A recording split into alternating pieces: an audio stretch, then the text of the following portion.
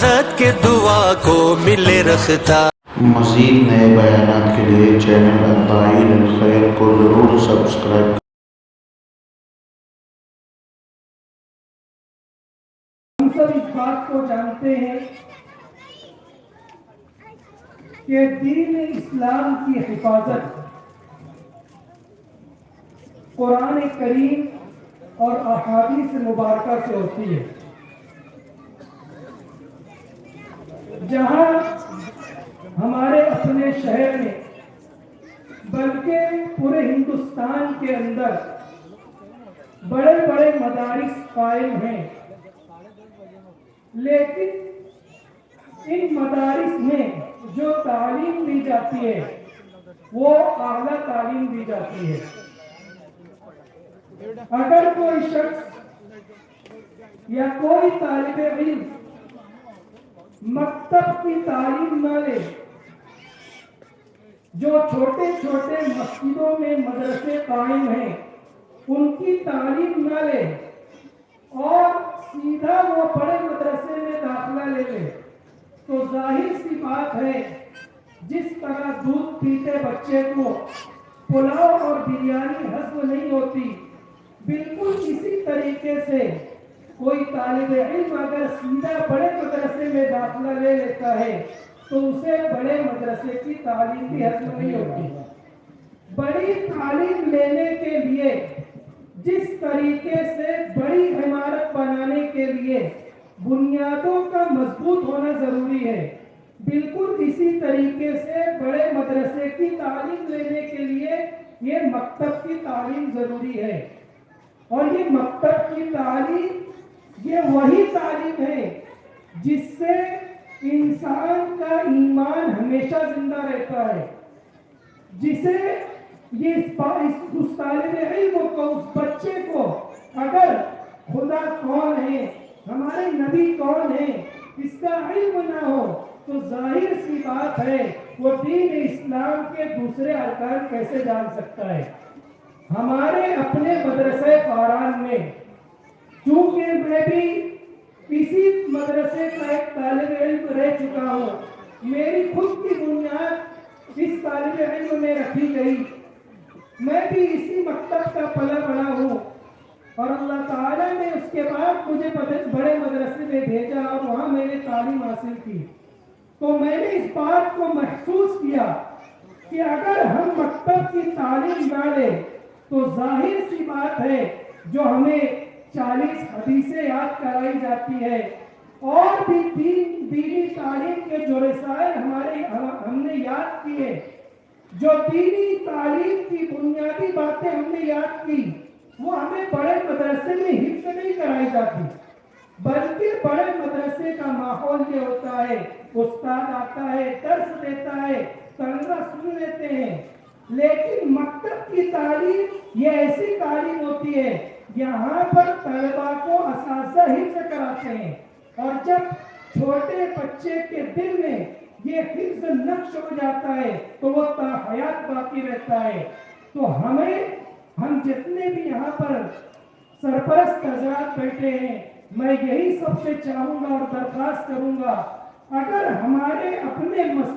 محلے کی مسجد میں مدرسہ فاران قائم ہے، لیکن یہاں کوئی شکوہ اور شکایت اس بات کی ہے کہ ہمارے محلے میں جتنے گھر ہیں، محلے کو کالونی میں جتنے گھر ہیں، اتنے طلبہ ہمارے مدرسے میں موجود نہیں ہیں، میں تمام سرپرست حضرات سے معتبرانہ درخواست کروں گا کہ ہم اپنے بچوں کو مکتب کی تعلیم سے جوڑیں تاکہ ہمارا بچہ آگے چل کر بڑے بڑے اداروں سے تعلیم حاصل کرے اور اس کے بعد پورے ملک میں دین کے پھیلانے کا ذریعہ بنے۔ اللہ تعالیٰ ہمیں کہنے سننے سے زیادہ عمل کرنے کی توفیق عطا فرمائے۔ وآخر دعوانا الحمدللہ رب العالمین۔ یہ پانچوں حفاظ کرام ڈائس پر تشریف لے آئے اور آخری مہمانان کرام کے سامنے آخری صورتوں کی تلاوت کر کے زمرہ حفاظ میں شمولیت اختیار کی۔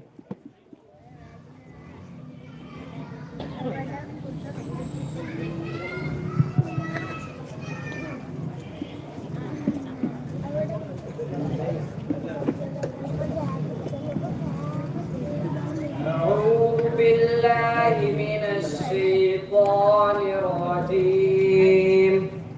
بسم الله الرحمن الرحيم. قل أعوذ برب الناس ملك الناس إله الناس من شر الوسواس الخناس الذي يوسوس في صدور الناس من الجنة والناس. صدق الله العظيم.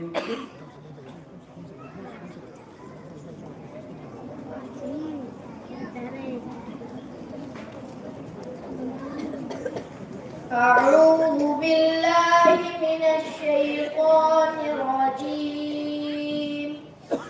بسم الله الرحمن الرحيم. قل أعوذ برب الناس ملك الناس إله الناس من شر الوسواس الخناس الذي يوسوس في صدور الناس من الجنة والناس. صدق الله العظيم. اب محمد اویس محمد عابد آخری سورت کی تلاوت کریں گے. أعوذ بالله من الشيطان الرجيم. بسم الله الرحمن الرحيم. قل أعوذ برب الناس ملك الناس إله الناس من شر الوسواس الخناس الذي يوسوس في صدور الناس من الجنة والناس. صدق الله العظيم. اب ساحل خان عادل خان آخری سورت کی تلاوت کریں. أعوذ بالله من الشيطان الرجيم. بسم الله الرحمن الرحيم. قل أعوذ برب الناس ملك الناس إله الناس من شر الوسواس الخناس الذي يوسوس في صدور الناس من الجنة والناس. صدق الله العظيم. اب میں مومن ابو طالب محمد عارف کو آواز دے رہا ہوں، آخری سورت کی تلاوت کریں. أعوذ بالله من الشيطان الرجيم. بسم الله الرحمن الرحيم. قل أعوذ برب الناس ملك الناس إله الناس من شر الوسواس الخناس الذي يوسوس في صدور الناس من الجنة والناس. بسم الله الرحمن الرحيم. الحمد لله رب العالمين الرحمن الرحيم مالك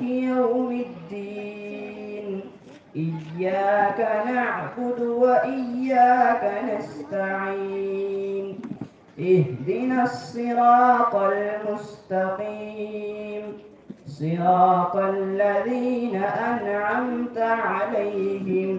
غير المغضوب عليهم ولا الضالين.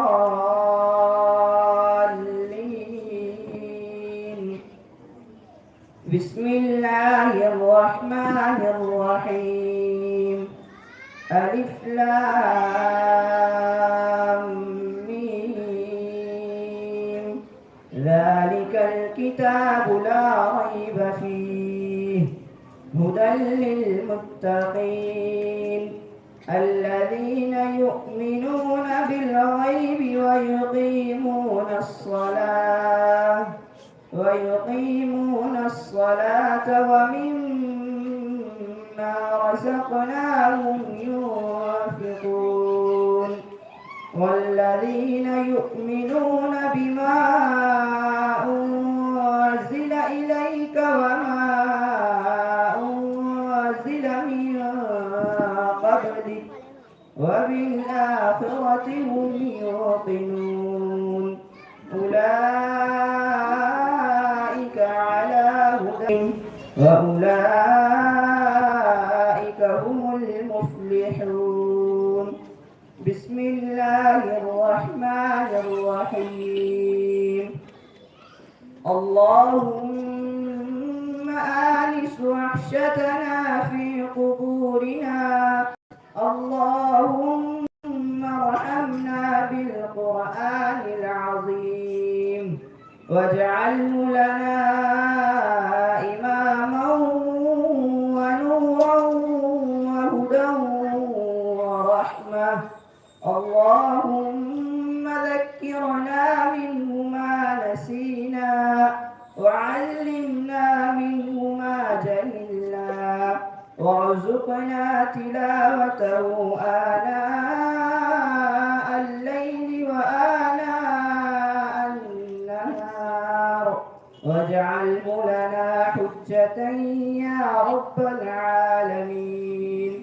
بسم الله الرحمن الرحيم. اللهم نور قلوبنا بالقرآن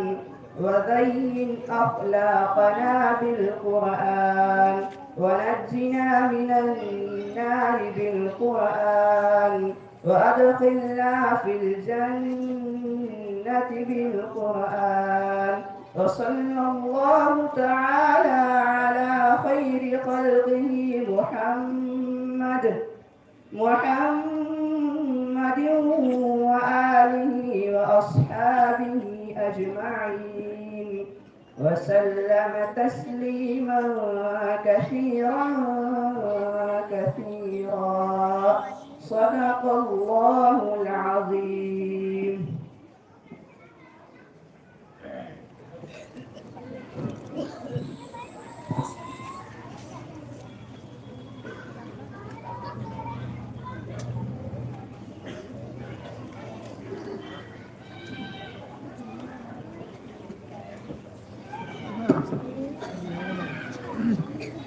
محترم سامعین کرام، سب سے پہلے میں ان تمام نونہالان اسلام کو شکریہ ادا کرتا ہوں جنہوں نے اپنی دید قربان کی، اپنے کھیل کود کے اوقات کو رب کے کلام کے لیے وقف کیا اور آج اس منزل پر پہنچے کہ ان کے سینے قرآن کے نور سے منور ہے۔ اے عزیز طلبہ، آپ کی اصل و زندگی کا آغاز اب ہوا ہے۔ اللہ آپ کو قرآن پر عمل کرنے والا بنائے۔ تیری زندگی ہے اب قرآن کی امانت، کرے گا خدا تیری ہر پل حفاظت۔ کسی بھی عمارت کی مضبوطی اس کی بنیاد پر ہوتی ہے، اور ان بچوں کی تعلیمی اور روحانی بنیاد رکھنے والے ہمارے معزز اساتذہ کرام ہیں۔ ان کا شکریہ صرف الفاظ سے ادا نہیں کیا جا سکتا۔ یہ وہ مالی ہیں جنہوں نے اپنے خون جگر سے ان پودوں کی آبیاری کی ہے۔ استاذ کا مرتبہ تو یہ ہے کہ وہ انسان کو فرش سے اٹھا کر عرش کے رازوں سے واقف کرا دیتا ہے۔ اب میں آخر میں ان طلباء کے والدین کا شکریہ ادا کرنا چاہوں گا جنہوں نے زمانے کے گرم و سرد اور مادی تعلیم کے فتنوں کے درمیان اپنے بچوں کے لیے قال اللہ اور قال رسول کے راستے کا انتخاب کیا. آپ کا یہ ایثار رائگاں نہیں جائے گا. آپ نے اپنے بچوں کو حافظ اور قاری بنا کر اپنے لیے وہ سرمایہ جمع کر لیا ہے جو قبر سے حشر تک آپ کا ساتھ دے گا. صرف وہ ساتھ ہی نہیں بلکہ جنت میں داخلے کی ضمانت بھی ہوگا.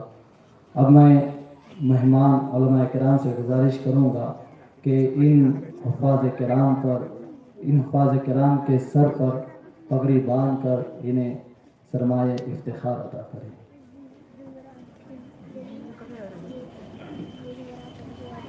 علماء کرام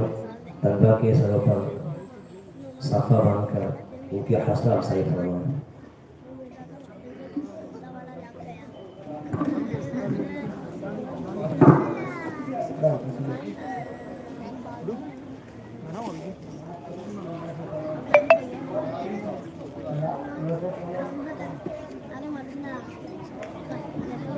قرآن کے عنوان سے جن طلبا نے نظموں کی تیاری کی ہے وہ تشریف لے آئیں. عبداللہ، عزیز، اسجد، احمد ناحین، محمد فوزان، فوزان.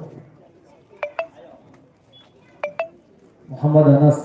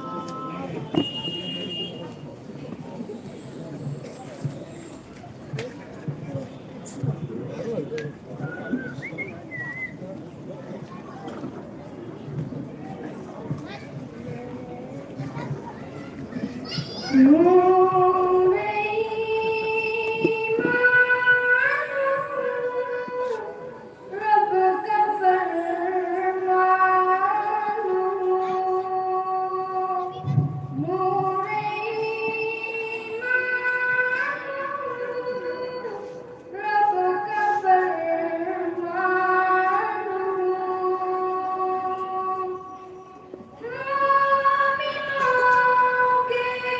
لیے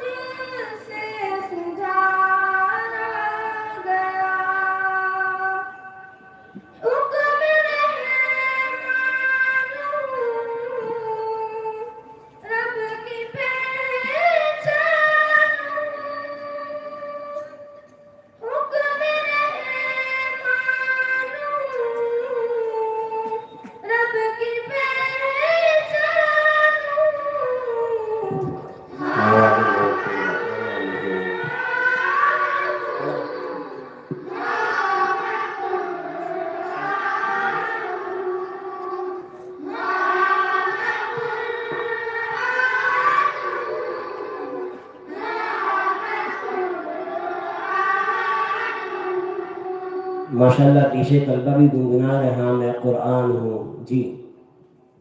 جنتی قاریوں کو بناؤں گا میں، حافظوں سے سفارش کراؤں گا میں، جنتی قاریوں کو بناؤں گا میں، حافظوں سے سفارش کراؤں گا میں، عاصیوں کو بخشواؤں گا میں، عاصیوں کو بخشواؤں گا میں، تاج ماں باپ کو بھی دلاؤں گا میں، تاج ماں باپ کو بھی دلاؤں گا میں، اہل حق کے لیے عین ایمان ہوں، اہل حق کے لیے عین ایمان ہوں، ہاں میں قرآن ہوں، ہاں میں قرآن ہوں، ہاں میں قرآن ہوں، ہاں میں قرآن ہوں، ساری دنیا میں ہے خوب شہرت میری، پاسباں خود ہوئی ذات قدرت میری، ساری دنیا میں ہے خوب شہرت میری، پاسباں خود ہوئی ذات قدرت میری، مومنوں کے دلوں میں عزت میری، مومنوں کے دلوں میں عزت میری، دونوں عالم میں پھیلی ہے برکت میری، دونوں عالم میں پھیلی ہے برکت میری، میں فرقان ہوں، خوب ذیشان ہوں، میں فرقان ہوں، خوب ذیشان ہوں، ہاں میں قرآن ہوں، ہاں میں قرآن ہوں، ہاں میں قرآن ہوں، ہاں میں قرآن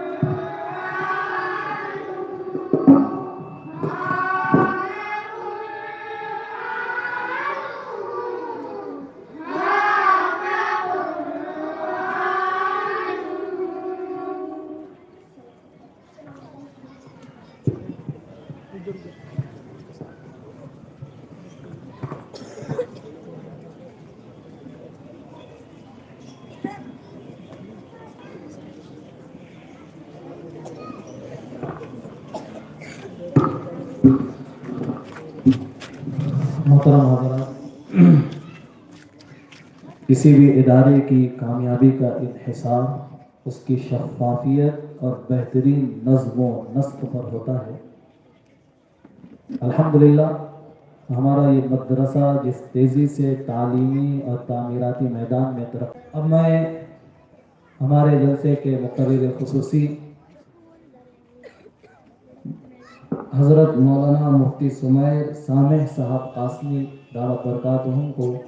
आवाज़ दे रहा हूँ कि वो अपने ईमान अफरोज़ खिताब से हम सबको मुस्तफ़ीद करें।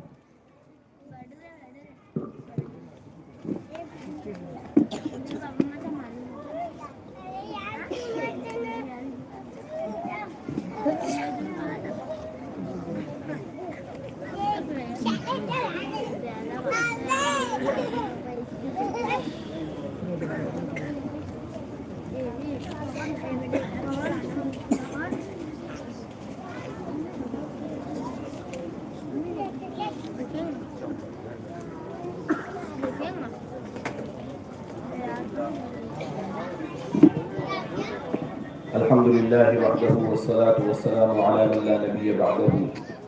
अम्मा बअदु फ़अऊज़ु बिल्लाहि मिनश शैतानिर रजीम बिस्मिल्लाहिर रहमानिर रहीम लौ अंज़लना हाज़ल क़ुरआन अला जबलिन लरअयतहु ख़ाशिअन मुतसद्दिअन मिन ख़श्यतिल्लाह व तिल्कल अम्सालु नज़रिबुहा लिन्नासि लअल्लहुम यतफ़क्करून वक़ाल अन्नबिय्यु सल्लल्लाहु अलैहि वसल्लम الماهر بالقرآن مع السفرة الكرام البررة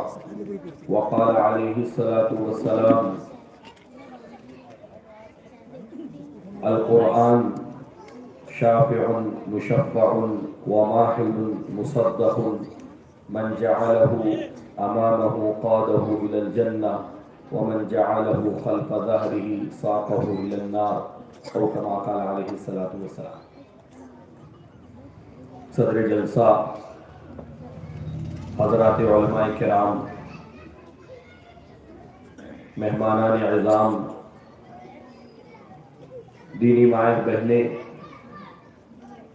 دوستوں، بزرگوں، عزیزوں اور عزیز طلباء،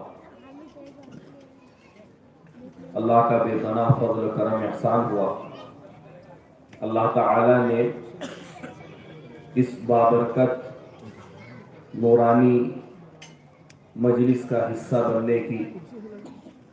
مجھے عاجز کو توفیق عطا فرمائی۔ دنیا میں لوگ مختلف چیزوں پر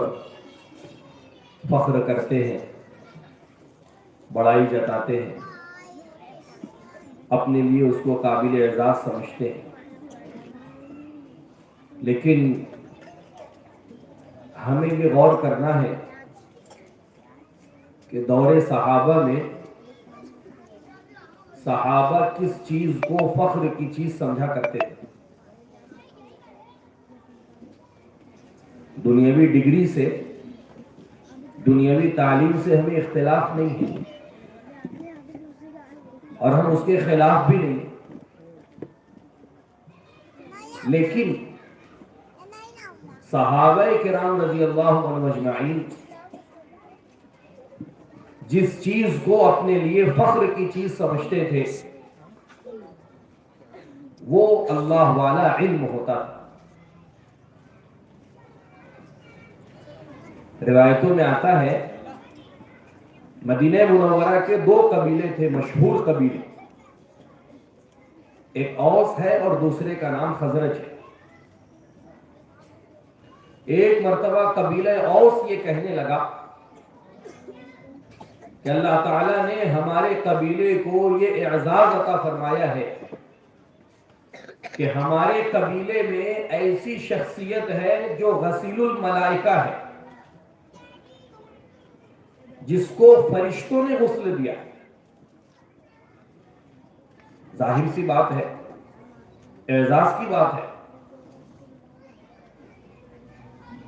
ساری دنیا کو انسان مرنے والے کو غسل دے رہے ہیں، اگر کسی میت کو فرشتے غسل دے تو یہ اعزاز کی بات ہے۔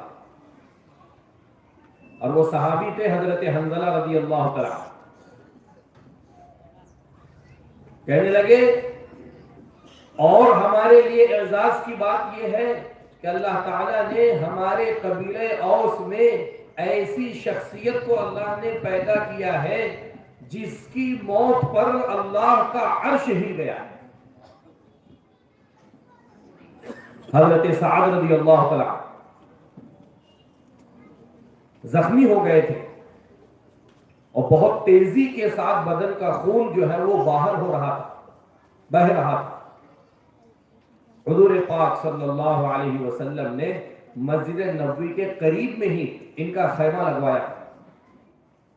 ایک مرتبہ حضرت جبرائیل علیہ السلام آپ علیہ السلام کی خدمت میں تشریف لائے. فرمایا اللہ کے نبی آپ کے ساتھیوں میں ابھی اس وقت کس کا انتقال ہوا؟ آپ نے فرمایا جبرائیل میں تو نہیں جانتا، لیکن کیوں، کیا وجہ ہے؟ فرمایا اللہ کے نبی جس کا انتقال ہوا ہے اس کی موت نے اللہ کے عرش کو ہلا کر کے رکھ دیا. آپ صلی اللہ علیہ وسلم اپنے حجرے مبارک سے باہر نکلے. آپ نے دیکھا کہ جس حجرے میں حضرت سعد تھے وہاں سے خون بہ کر کے باہر آ رہا تھا. آپ نے اسی وقت انا للہ پڑھ لی اور فرمایا میرا ساتھی سعد ایسا لگتا ہے دنیا سے رخصت ہو گیا. اور دیکھا تو پتہ چلا واقعی ان کا انتقال ہو گیا. یہ قبیلہ اوس کے سردار تھے اور قبیلہ اوس والے کہنے لگے اللہ تعالیٰ نے ہمیں یہ اعزاز عطا فرمایا ہے کہ ہمارے قبیلے میں ایسی شخصیت ہے جس کے سر کی حفاظت اللہ نے شہد کی مکھی سے کرائی.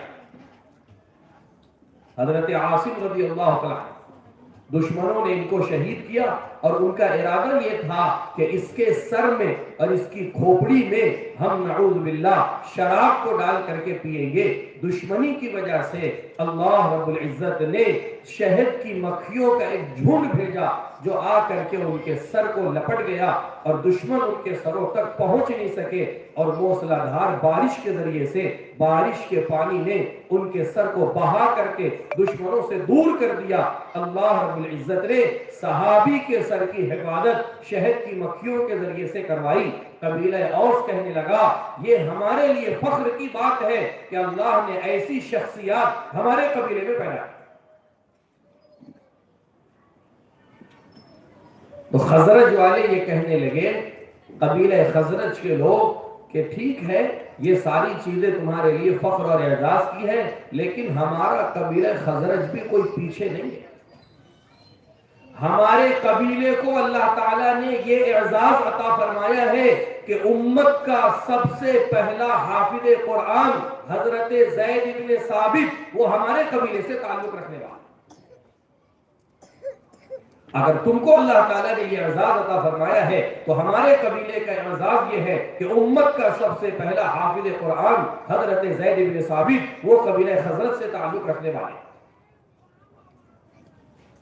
اور ہمارے قبیلے کو اللہ نے یہ اعزاز عطا فرمایا ہے کہ اگر امام الانبیاء نے امت کا سب سے بڑا قاری کسی صحابی کو قرار دیا ہے وہ حضرت ابی بن کعب رضی اللہ تعالی عنہ ہے تو یہ ابی بن کعب کا تعلق بھی ہمارے قبیلے خزرج سے ہے. اور اگر ہمارے قبیلے کو اللہ رب العزت نے اعزاز یہ عطا فرمایا ہے کہ امت کے سب سے بڑے مفتی ہونے کا اعزاز اللہ کے نبی صلی اللہ علیہ وسلم نے اگر کسی صحابی کو دیا ہے تو وہ معاذ بن جبل رضی اللہ تعالی عنہ ہے. یہ معاذ بن جبل ہمارے قبیلے سے تعلق رکھنے والے ہیں. تو علماء نے لکھا ہے کہ صحابہ کے درمیان صحابہ کے زمانے میں اگر کوئی چیز فخر اور اعزاز کی سمجھی جاتی تھی جس پر انسان فخر کر سکے اپنی بڑائی فوقیت اور برتری ظاہر کر سکے تو اس واقعے سے اس بات کو ثابت کیا ہے کہ صحابہ کے یہاں قرآن اور علم واحد وہ چیز تھی جس پر صحابہ فخر کیا کرتے تھے.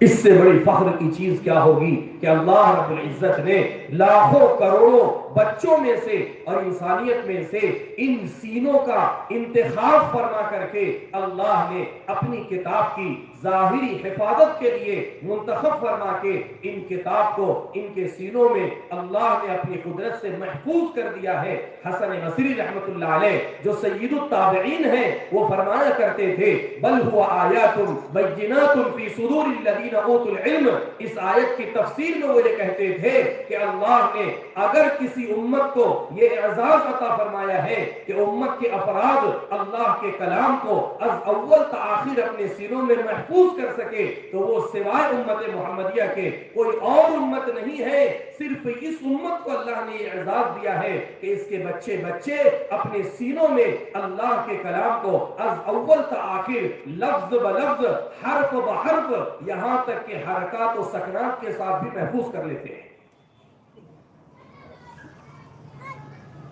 مفسرین نے یہ بات نقل کی ہے کہ پچھلی آسمانی کتابوں کو ان کے انبیاء علیہ السلام کو زبانی حفظ پڑھ لیا کرتے تھے، لیکن یہ قدرت اللہ نے ان امتوں کو نہیں دی تھی، پچھلی امتوں کو یہ قدرت حاصل نہیں تھی، انہیں کتابوں کو پڑھنے کے لیے ان کو دیکھنے کی اور اس میں نظر ڈالنے کی ضرورت پڑتی تھی، لیکن اس امت کو اللہ نے یہ اعزاز عطا فرمایا ہے کہ اللہ رب العزت نے ان کے سینوں کو اس کتاب کے یاد کرنے کے لیے اللہ رب العزت نے اپنی قدرت سے کھول دیا۔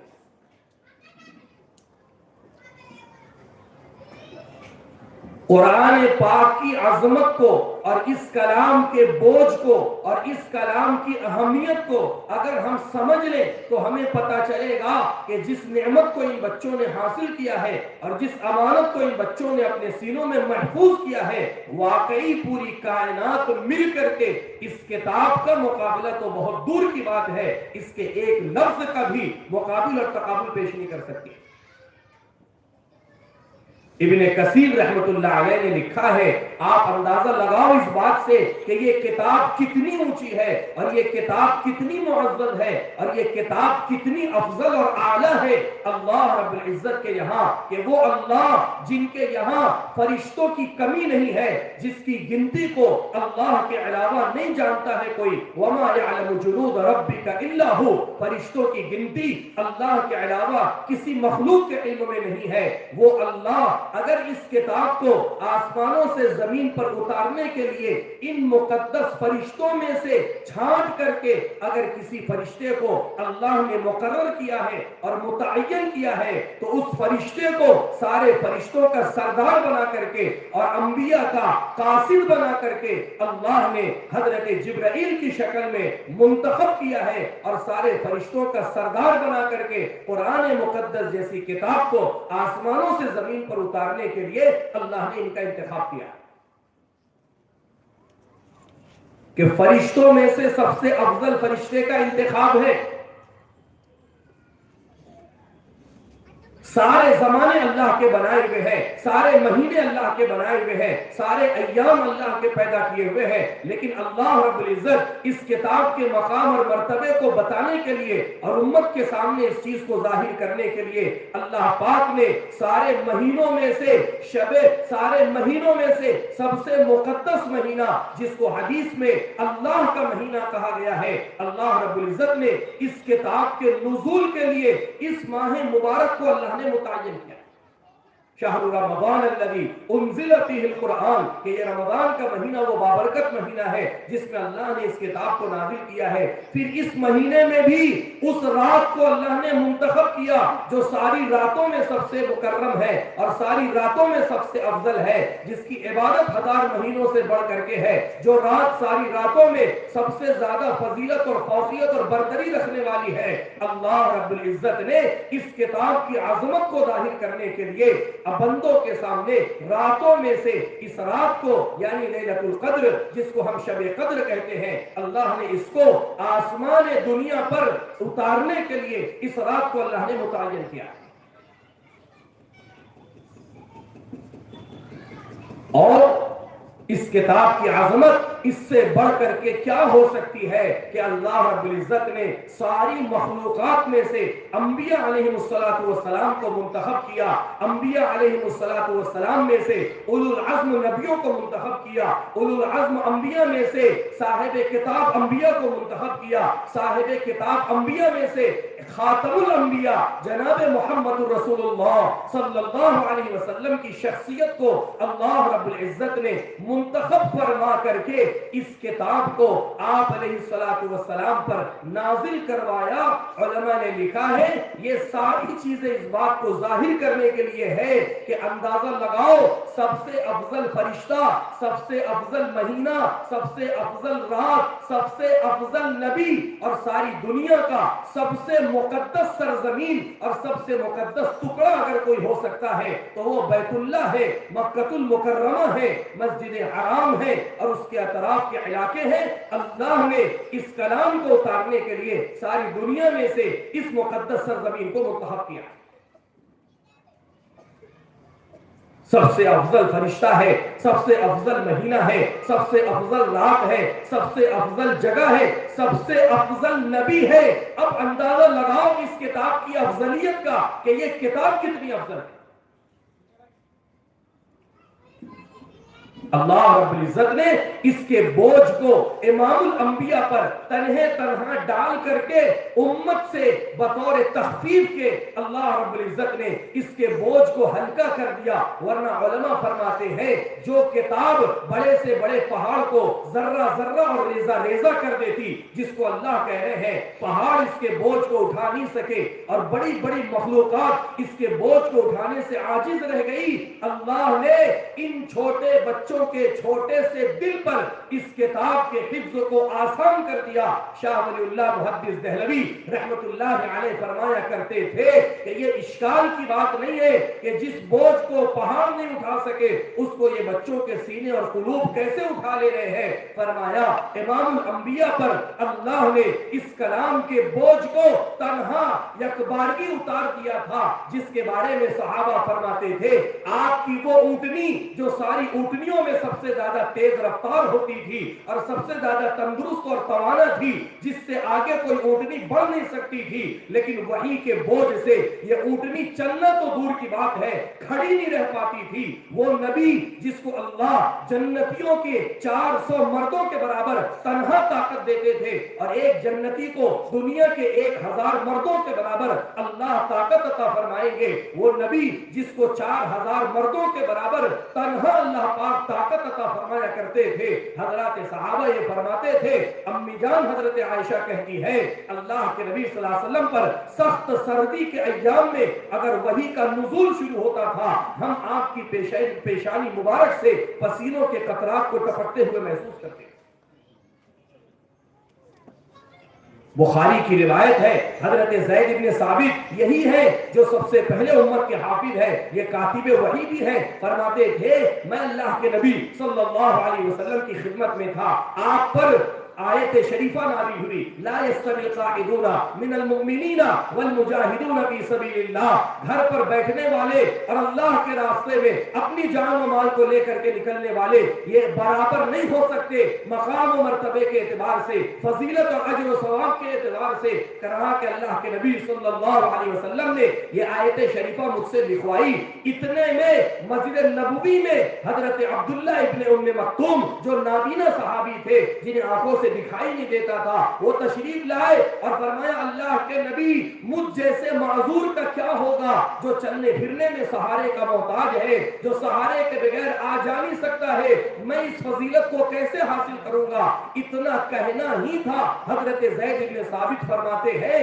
اللہ کے نبی صلی اللہ علیہ وسلم پر وحی کے آثار شروع ہوئے اور وحی کا نزول شروع ہوا۔ حضرت جبرائیل امین ایک چھوٹا سا ٹکڑا آیت قرآنی کا جس کے بارے میں علماء نے نے کہا ہے سب سے مختصر وہی آسمانوں سے صرف 2 لفظ غیر اولی الضرر جس میں حضرت عبداللہ کو معذور قرار دیا گیا. حضرت عبداللہ ابن مکتوم کا عذر لے کر کے جبرائیل امین آسمانوں سے نازل ہوئے. حضرت زید فرماتے تھے میں اللہ کے نبی صلی اللہ علیہ وسلم کے بازو میں تھا, صرف میرا پیر آپ علیہ السلام کے پیر مبارک سے چھو رہا تھا, مس کر رہا تھا. وہی کے بوجھ کی وجہ سے مجھے ایسا محسوس ہوا کہ میرا پیر جسم سے کٹ کر کے الگ ہو جائے. اتنا بھاری کلام. میرے دوستو بزرگ اور عزیزوں, یہ تو اس کلام کی عظمت ہے, یہ اس کلام کا مقام ہے, یہ اس کلام کا مرتبہ ہے, اور یہ اس کلام کی حیثیت ہے. لیکن دوسرا رخ اور سکے کا دوسرا پہلو یہ ہے, اللہ معاف فرمائے, اللہ ہم سب سے درگزر فرمائے, ہمارا معاملہ, ہمارا سلوک, ہمارا برتاؤ, ہمارا رویہ, ہمارا اپنا طرز عمل اللہ کی کتاب کے ساتھ کیا ہے. کسی نہ کسی درجے میں ہمارے شہر میں اس بات کا اہتمام ہے, بچوں کے مکاتب, بچیوں کے مکاتب کے ذریعے سے گھر گھر کے بچوں کو قرآن پاک کی تعلیم سے جوڑا جا رہا ہے. لیکن ہمارے اپنے بڑوں کا, ہمارے دوستوں کا, ہمارے بزرگوں کا, ہماری دینی ماں اور بہنوں کا قرآن پاک سے جو ربط ہونا چاہیے, جو تعلق ہونا چاہیے, جو اس قرآن سے مناسبت ہونا چاہیے, کیا واقعی وہ زندگیوں میں ہے؟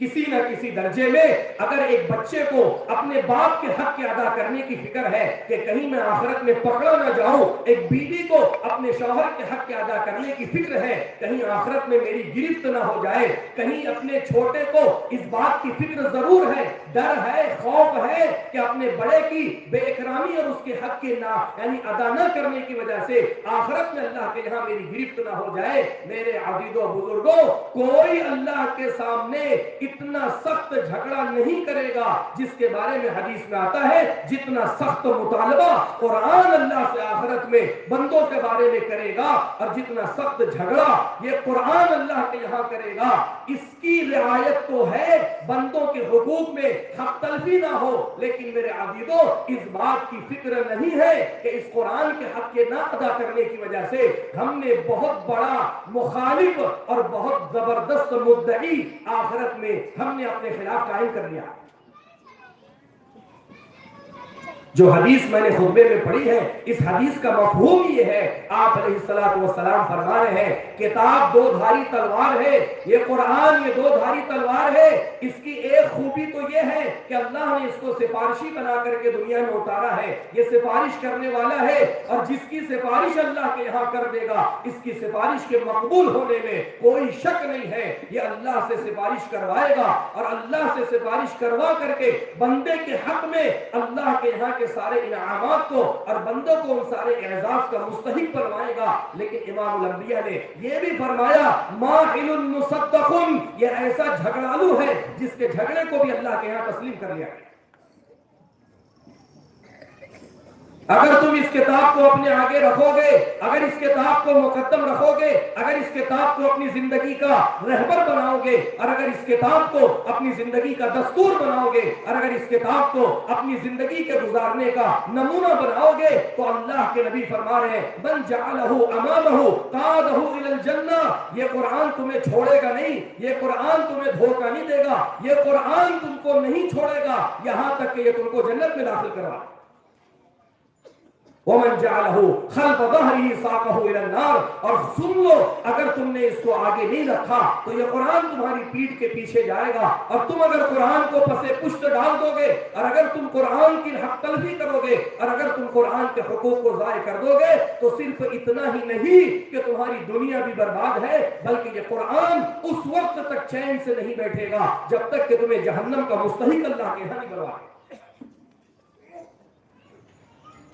اس لیے میرے دوستو بزرگ اور عزیزوں, قرآن پاک کے حقوق کیا ہے, قرآن پاک کا مطالبہ کیا ہے, قرآن پاک ہم سے کیا چاہتا ہے, اللہ کی اس کتاب کے حق کیا ہے, اس کو بھی معلوم کرنا ہے, اس کو ادا کرنے کی فکر کرنا ہے, اس کو ادا کرنے کا اہتمام کرنا ہے. کہیں ایسا تو نہیں ہو رہا ہے میں سب کو راضی کر رہا ہوں, اللہ کی کتاب کو ناراض کر رہا ہوں, میں سب کا حق ادا کر رہا ہوں, قرآن کا حق میرے اوپر باقی ہے, میں ہر ایک کے حق کے ادا کرنے کی فکر میں لگا ہوں, لیکن قرآن پاک کے حقوق کے ادائیگی مجھ سے نہیں ہو رہی.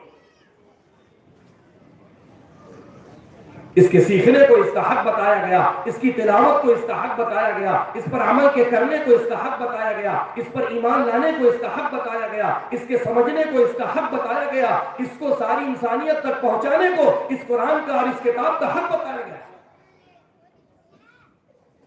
کتنا ایمان ہے میرا اپنا قرآن پاک پر؟ کیا صرف یہ کافی ہے کہ یہ اللہ کی کتاب ہے؟ اتنا مان لینا قرآن پر ایمان ہے؟ اللہ کے نبی صلی اللہ علیہ وسلم فرما رہے ہیں، مشکات شریف کی روایت ہے، ما آمن بالقرآن من استحل محارمہ، جس نے قرآن کی منع کی ہوئی چیز کو حلال سمجھا، چاہے عقیدے سے چاہے عمل سے، اس کا قرآن پر ایمان ہی نہیں ہے۔ صاف حدیث ہے، آپ علیہ الصلوۃ والسلام فرما رہے ہیں، قرآن کے احکامات اور قرآن کی حلال کردہ چیز کو تم اپنے عمل سے اگر حرام کو بتاؤ گے، اپنے عقیدے سے اگر اس کو حرام قرار دو گے، عقیدے سے حرام قرار دینا تو تمہیں ایمان سے ہی باہر کر دے گا، لیکن اگر اپنے عمل سے بھی تم اس حرام چیز کو حلال کرو گے، تمہارا اپنا قرآن پر ایمان ہی نہیں۔ ایک چیز کو قرآن حرام بتا رہا ہے، ایک معاملے کو قرآن ناجائز بتا رہا ہے۔ کتنی ایسی چیزیں ہیں، کتنے ایسے گناہ ہیں، کتنی ایسی بیماریاں ہیں، کتنے ایسے یعنی معاصی ہیں ہمارے اپنے ماحول میں جس کو قرآن حرام بتا رہا ہے، جس سے قرآن منع کر رہا ہے، جس سے قرآن روک رہا ہے، لیکن میں اس سے رکنے کے لیے تیار نہیں ہوں۔ علماء فرماتے ہیں یہ عقیدے سے تو قرآن کی نافرمانی اور قرآن کی مخالفت نہیں ہے، لیکن عمل سے قرآن کی مخالفت ہے۔ قرآن غیبت کو حرام بتا رہا ہے، قرآن بدگمانی کو حرام بتا رہا ہے، قرآن ایک دوسرے کی ٹوہ میں لگنے کو حرام بتا رہا ہے، منع کر رہا ہے، اس سے روک رہا ہے۔ میری زندگی رک رہی ہے نہیں رک رہی؟ قرآن حلال خرید و فروخت کی تو ترغیب دے رہا ہے، لیکن حرام سے قرآن روک رہا ہے، کہہ رہا ہے کہ تمہارا اللہ سے اعلان جنگ ہے، تقوی کا حکم دے رہا ہے، بد پرہیزی سے، گناہ سے اور معصیت سے روک رہا ہے۔ یہ قرآن پر ایمان، اس کی تلاوت، اس کا پڑھنا، اس کو میرے دوستوں بزرگوں اس کے پڑھنے کے اہتمام کا کرنا، میرے عزیز و بزرگوں سچی بتائیں، ہم سب اپنی ذات کا جائزہ لیں، میں اپنی ذات کا جائزہ لوں۔ میں قرآن کی مجلس میں آیا تو ضرور ہوں، میں حفظ کی تکمیل کی مجلس میں حاضر تو ہوا ہوں، لیکن میں اپنے دل سے پوچھوں آخری مرتبہ میں نے قرآن کو کب ہاتھ لگایا؟ ہماری دینی مائر بہنیں بھی آج اس جلسے کے اندر شریک ہیں، ان سے بھی ہماری اپنی یہ گزارش ہے، درخواست ہے، آپ بھی اس بات پر غور کریں، وہ قرآن جو ہمارے اپنے گھر میں ہم نے رکھا ہوا ہے، صرف ہاتھ بڑھانے کی دیر ہے، میرا ہاتھ کتنی مرتبہ اس کی طرف اٹھا؟ حضرت مولانا محی السنہ ابرار الحق صاحب ہردوی رحمۃ اللہ علیہ ایک مرتبہ ایک مسجد میں سفر کے دوران تشریف لے گئے، نماز کا وقت تھا، حضرت نماز کے لیے مسجد میں تشریف لے گئے، کچھ وقت ابھی جماعت کے کھڑے ہونے میں باقی تھا، تو حضرت نے قرآن پاک کا نسخہ جو مسجد میں رکھا ہوا تھا، حضرت اس کی طرف آگے بڑھے تاکہ اٹھا کر کے کچھ اس کی تلاوت کر لے۔ جیسے ہی حضرت نے قرآن پاک کو اٹھایا، دیکھا کہ اس کے اوپر پوری دھول جمی ہوئی۔ حضرت نے اپنے ہاتھوں سے اس دھول کو صاف کیا تو خادمین جلدی جلدی رومال لے کر کے آئے اور حضرت کا ہاتھ صاف کرنے لگے۔ حضرت نے فرمایا کتنے افسوس کی بات ہے اور کتنے غم کی بات ہے، اللہ کے کلام پر دھول کا چڑھنا وہ تو تمہیں متاثر نہیں کرتا ہے، لیکن میرے جیسے کہ ہاتھ میں دھول لگ جائے، تم اپنے رومال اور کپڑوں کو لے کر کے دوڑ پڑے کہ میرے ہاتھ سے دھول صاف ہو جائے۔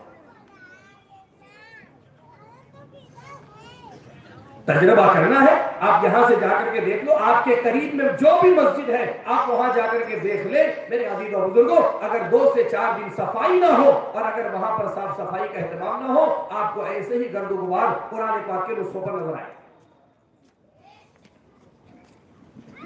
صرف مسئلہ ثواب کا نہیں ہے، صرف مسئلہ یہ نہیں ہے کہ کچھ نیکیاں جمع ہو جائے، میرے عزیزوں ہماری زندگی کا اتار چڑھاؤ، ہماری زندگی کی اونچ نیچ، اس امت کی عزت اور اس امت کی ذلت، اس امت کا عروج اور اس امت کی پستی اور اس امت کا مقام اور اس امت کا مرتبہ وہ اس کتاب کے ذریعے سے طے کیا جائے۔ یہ معیار ہے، یہ معیار ہے۔ علامہ اقبال نے جو کہا تھا کہ وہ معزز سے زمانے میں مسلمان ہو کر اور ہم خوار ہوئے تارک قرآن ہو کر، یہ صرف ایک شعر نہیں ہے بلکہ یہ حدیث ہے اور یہ اللہ کے نبی صلی اللہ علیہ وسلم کے فرمان کی ترجمانی ہے، اور یہ واقعی حقیقت ہے کہ امت کے ساتھ اللہ کا جو معاملہ ہے وہ ہے جو امت کا معاملہ اللہ کی کتاب کے ساتھ ہے۔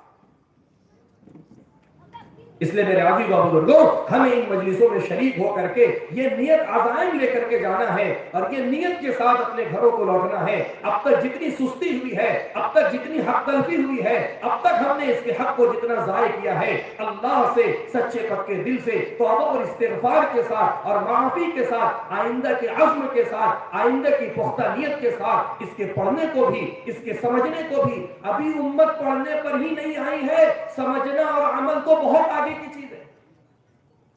ابھی تو پڑھنے پر بھی نہیں آئی۔ 100 میں سے 10% ہے جو پڑھنے والے ہیں اور 10 میں سے 1% ہے جو سمجھنے والے ہیں، ورنہ اکثریت پڑھنے والوں کی وہ ہے جن کو یہ خبر بھی نہیں کہ ہم کیا پڑھ رہے ہیں اور ہم سے کیا کہا جا رہا ہے۔ علماء نے لکھا ہے، بلکہ حضرت علی کا مقولہ ہے اور حضرت علی کا جملہ ہے کہ میں جب اللہ سے گفتگو کرنا چاہتا ہوں میں نماز میں مشغول ہو جاتا ہوں، اور جب چاہتا ہوں کہ اللہ مجھ سے گفتگو کرے تو میں قرآن کی تلاوت میں مشغول ہو جاتا ہوں۔ اگر اللہ پاک اس کتاب کی لذت، اس کتاب کی حلاوت، اس کتاب کی مٹھاس اور چاشنی، اللہ اگر اس کا مزہ چکھا دے، میرے عزیز و بزرگوں، صحابہ کی سیرت آپ اٹھا کر کے دیکھ لیں، تیر پر تیر لگ رہا ہے، بدن سے خون کے پھوارے چھوٹ رہے ہیں اور شہید ہو رہے ہیں، لیکن قرآن کی تلاوت چھوڑنے کے لیے تیار نہیں ہے۔ ایک ایک رات میں حضرت عثمان غنی پورا قرآن الحمد سے لے کر کے والناس تک وتر کی رکعات میں پڑھ لے رہے ہیں، یہاں تک کہ اگر بلوائیوں نے حضرت عثمان کا راستہ بند کیا اور ان کو گھر کے اندر محصور کر دیا، اور آخری وقت میں جب ان پر حملہ کیا گیا، اس وقت بھی علماء نے لکھا ہے کہ حضرت عثمان کے سامنے قرآن پاک کا نسخہ کھلا ہوا تھا اور اسی حال میں حضرت عثمان کو شہید کیا گیا۔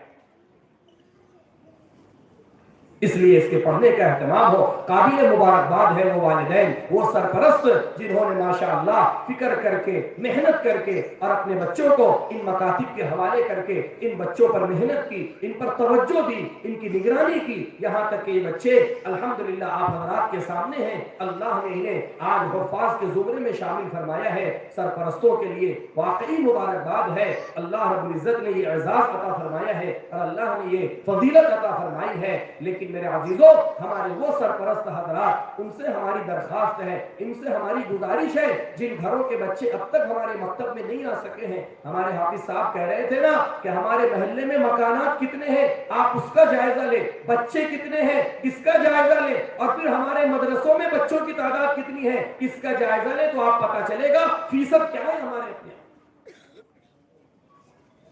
اللہ کا شکر ہے 6 کلاسیں ہیں، 5 کلاسیں ہیں، مسجد نیچے سے اوپر بھر جاتی ہے، اللہ کا احسان ہے، اللہ پاک کا بے انتہا کرم ہے۔ آپ مالیگاؤں چھوڑ کر کے جاؤ اور آپ یہاں سے باہر نکلو تو آپ کو پتہ چلے گا۔ میرے عزیزوں، ابھی 1 مہینہ پہلے ہمارا افریقہ کے 2 ملکوں کا سفر ہوا، مصر جانا ہوا، ایوری کوسٹ جانا ہوا، 1 مہینے پہلے ہمارا 20 دن کا سفر تھا۔ اللہ کو گواہ بنا کر کے آپ حضرات کے سامنے پوری ذمہ داری سے کہتا ہوں، پورے ملک میں ڈھونڈنے سے بھی ہمارے اپنے اس طرز پر ایک مکتب بھی نظر نہیں آیا۔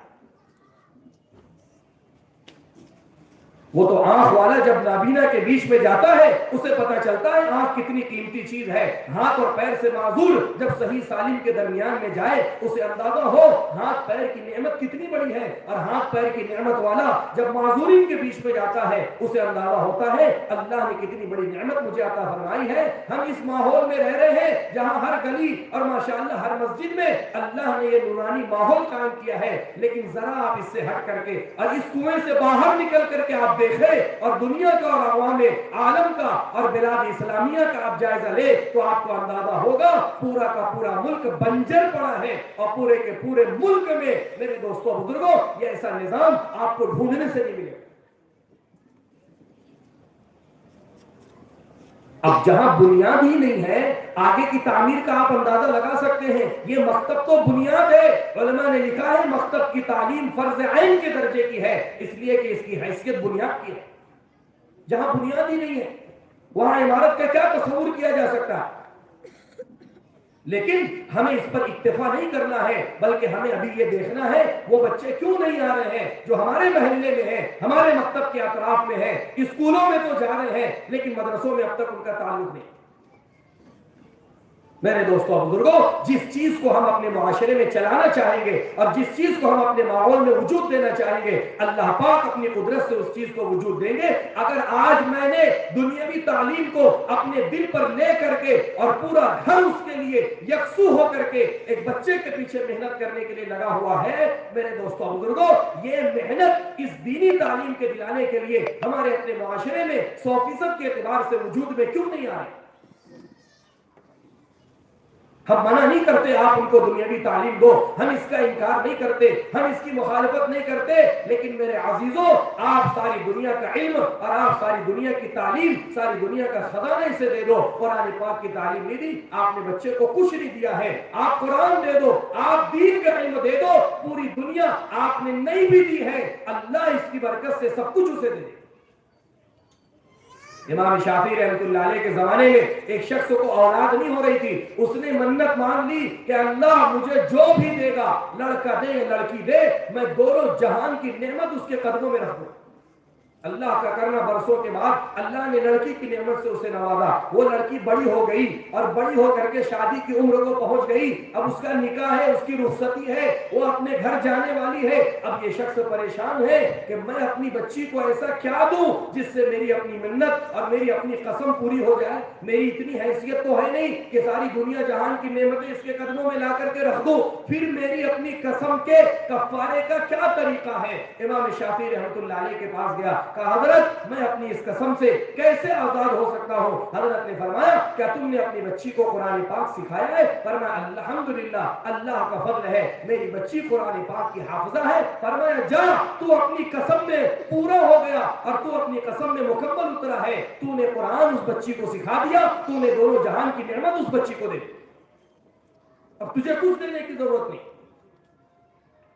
میرے دوستوں اور بزرگوں اور عزیزوں، اس لیے اس بات کا بھی اہتمام کرنا ہے۔ ہماری دینی مائر بہنیں بھی آئی ہوئی ہیں، ان سے بھی ہماری درخواست ہے، آپ حضرات کا بھی اس میں بہت بڑا رول ہے، آپ حضرات کی بھی اس میں بڑی ذمہ داری ہے۔ یہ بچے حافظ بنے ہیں صرف باپ کی محنت سے نہیں، بلکہ اس کے پیچھے ماؤں کی محنت ہے۔ وہ بیچاریاں اپنی محبت کو قربان کر کے بچوں کو مکتب کی طرف بھیج رہی ہے، بچوں کو بہلا پھسلا کر کے مکتب میں روانہ کر رہی ہے، وہ بھی مبارکباد کی مستحق ہے، اس پوری محنت میں وہ بھی شریک ہے۔ لیکن ہماری درخواست ہماری دینی ماں بہنوں سے یہ بھی ہے، آپ اس بات کا اہتمام کریں، چھوٹے چھوٹے آزار کی وجہ سے، مختصر سے مسئلوں کی وجہ سے بچوں کے مکاتب کا نقصان نہ ہو، بچوں کا ناغہ نہ ہو، اور خاص طور پر وہ بچے جنہوں نے قرآن پاک کو حفظ کر لیا، جنہوں نے قرآن پاک کو یاد کر لیا ہے، اب اس نعمت کے باقی رکھنے میں آپ حضرات کی ذمہ داری ہے، آپ روزانہ ان کو پابند کریں قرآن پاک کے پڑھنے کا، اس لیے کہ حدیث میں آتا ہے جتنی تیزی سے اونٹ کی گردن سے رسی کے نکلنے پر اونٹ جو ہے وہ تیزی کے ساتھ بھاگتا ہے، اس سے زیادہ تیزی سے قرآن دلوں سے اور سینوں سے رخصت ہو جاتا ہے۔ اس کے باقی رکھنے کے لیے روزانہ کی اس کی تلاوت کا اہتمام اب ہماری ذمہ داری ہے۔ سرپرست حضرات تکمیل تک تو فکر کرتے ہیں، لیکن اس کی فکر نہیں کرتے کہ اب بچے کا حفظ و پختہ رہے، مکمل اس کو قرآن پاک یاد رہے، یہ بھی ہماری اپنی ذمہ داری ہے، بلکہ یہ چیز تو اب ہمارے ذمہ فرض عین کے درجے میں ہو جاتی ہے کہ قرآن پاک ان کو جو ہے وہ یاد رہے۔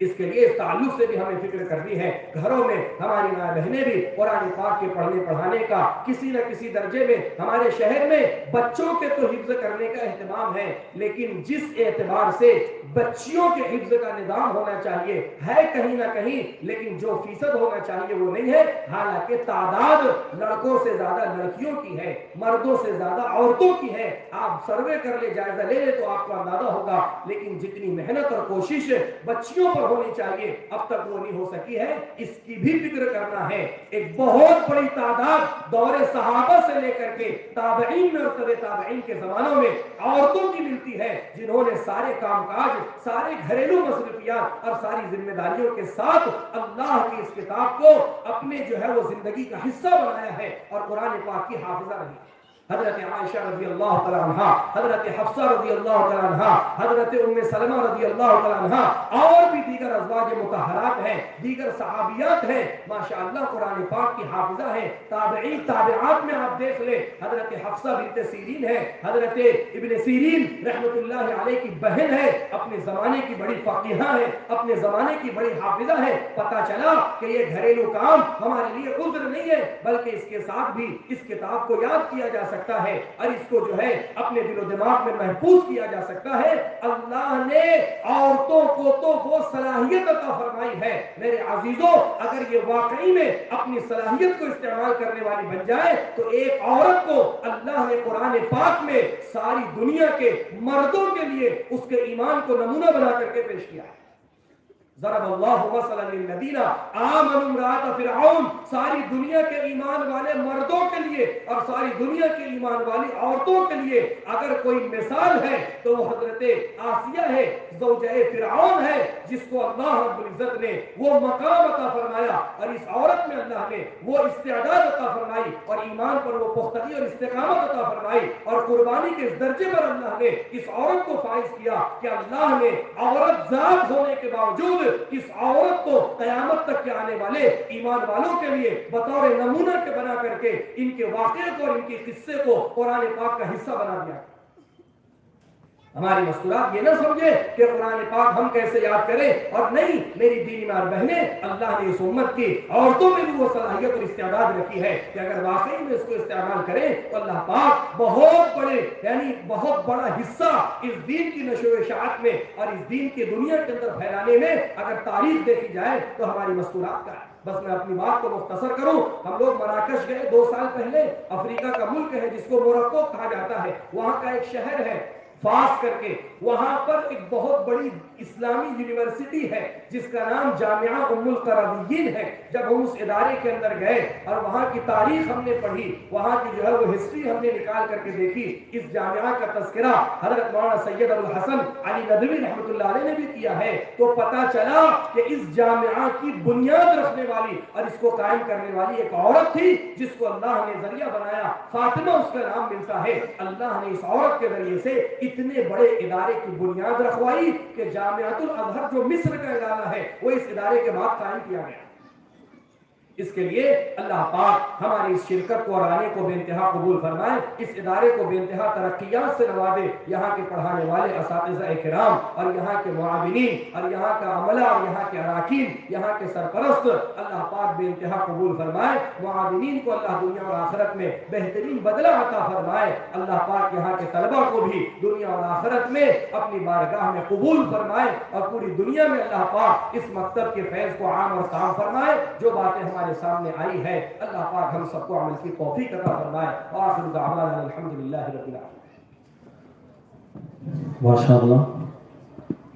حضرت مفتی صاحب نے بڑے ہی تفصیل سے دینی علوم کی اہمیت اور قرآن کی تعلیم کی فضیلت بیان کی۔ اس نے ہمارے دلوں میں دینی علوم کی اہمیت و عظمت پیدا کر دی، اور عزیز طلبہ جو دینی تعلیم میں اپنی زندگیوں کو خرچ کر رہے ہیں وہ قابل مبارکباد ہے، ان کے والدین بھی قابل مبارکباد ہے جنہوں نے مادہ پرستی کے دور میں اپنے جگر پاروں کو دینی علوم کے لیے فارغ کر دیا۔ میں یہاں تقابل نہیں کرنا چاہتا اور نہ تنقید کر رہا ہوں، لیکن حقیقت ہے عصری تعلیم حاصل کرنے والوں کے سامنے تو ایک برائٹ فیوچر ہوتا ہے، روشن مستقبل، پرکشش تنخواہیں اور دنیاوی آسائشیں ہوتی ہیں جو انسان کو محنت پر اکساتی ہیں، لیکن قربان خصوصی مفتی سمیع صاحب کے ہاتھوں انعام دیا جا رہا ہے، وہ بھی آ جائے۔ انعام کی تفصیلات درج ذیل ہیں، سفری بیگ، ایک قرآن، ایک جوڑا کپڑا، سند، مسائل امامت و مسائل تراویح کتاب، یہ تمام انعامات ہر ایک حافظ کو دیے جائیں۔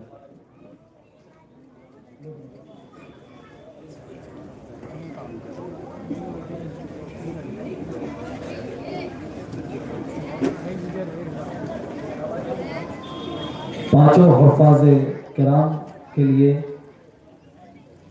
जनाब रफ़ीक भाई लकी ऑटो कंसल्ट वाले की जानिब से एक बंद लिफाफा है और उनके लिए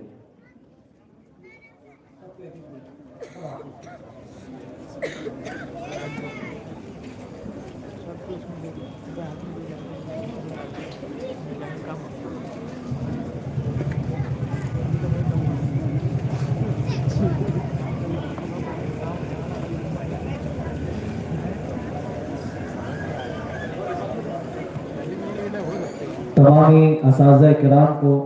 सदर जलसा हाजी अकील शाह के हाथों एक बंद लिफाफा, एक इलेक्ट्रिक जग और ट्रैवलिंग बैग दी जा रही है। असाज़ा किराम भी हासिल कर लेंगे।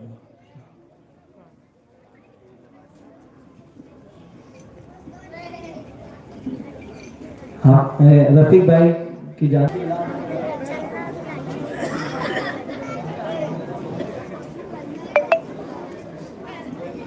ऐसे ही साहिल खान को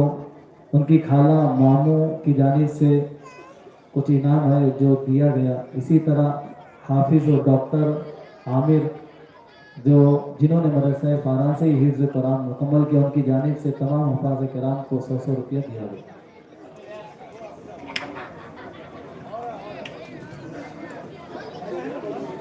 आमिर भाई के लड़के मोहम्मद आमिर की जानिब से हाफिज मोहम्मद हसन, हाफिज मोमिन मोहम्मद अली को एक एक जोड़ा कपड़ा मौलाना शफीक साहब गाजी के हाथों। हज़रत मौलाना इश्तियाक साहब की दुआ से जलसे का इख्तिताम होगा। बिस्मिल्लाहिर्रहमानिर्रहीम। अल्लाहुम्मा लकल हम्दु कमा अंत अहलु व सल्ली व सल्लिम अला सय्यिदिना मुहम्मदिन कमा अंत अहलु वफ़अल बिना मा अंत अहलु फ़इन्नका अंत अहलुत तक़वा व अहलुल मग़फ़िरह।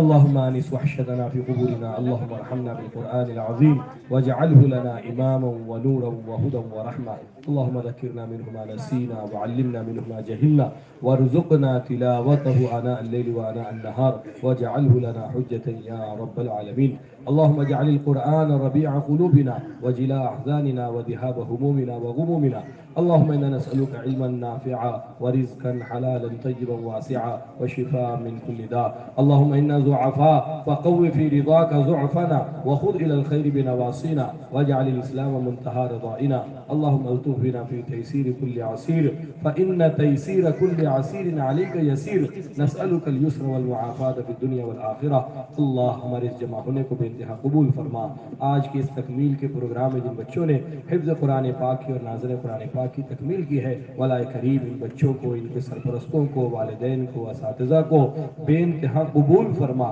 دنیا اور آخرت میں ان کے شایع نشان اور اپنے شایع نشان ان کا بہترین اعزاز فرما۔ اللہ حاضرین مجلس کی شرکت کو قبول فرما، ہر ایک کے دنیاوی و اخروی تمام حاجات و ضروریات کا اپنے خزانہ غیب سے تکفل فرما۔ آج کے اس جلسے کو کامیاب کرنے کے لیے جنہوں نے جس لائن سے محنت کی ہے اے اللہ دنیا اور آخرت میں بہترین بدلہ عطا فرما۔ اللہ قرآن پاک سے خصوصی تعلق عطا فرما، عشق و محبت عطا فرما، اس کا پڑھنا، اس کا سمجھنا، اس کا سیکھنا، اس پر عمل کا کرنا اور عمل کو لے کے سارے عالم میں پھرنا ہمارے لیے آسان فرما۔ قرآن کو آخرت میں ہمارے حق میں سفارشی بنا دیجئے، اس کی حق تلفی سے اور اس کے جھگڑے سے ہماری اور امت مسلمہ کی حفاظت فرما۔ امت کے تمام اے اللہ مریضوں کو شفا عطا فرما، مرحومین کی مغفرت فرما، محروسین کی باعزت رہائی کے فیصلے فرما، ہر ایک کی جائز حاجت اور تمناؤں کو اپنے فضل و کرم سے اپنے خزانہ غیب سے عافیت کے ساتھ پورا فرما۔ وصلی اللہ تعالی علی خیر خلقہ محمد وآلہ واصحابہ اجمعین برحمتک یا ارحم الراحمین۔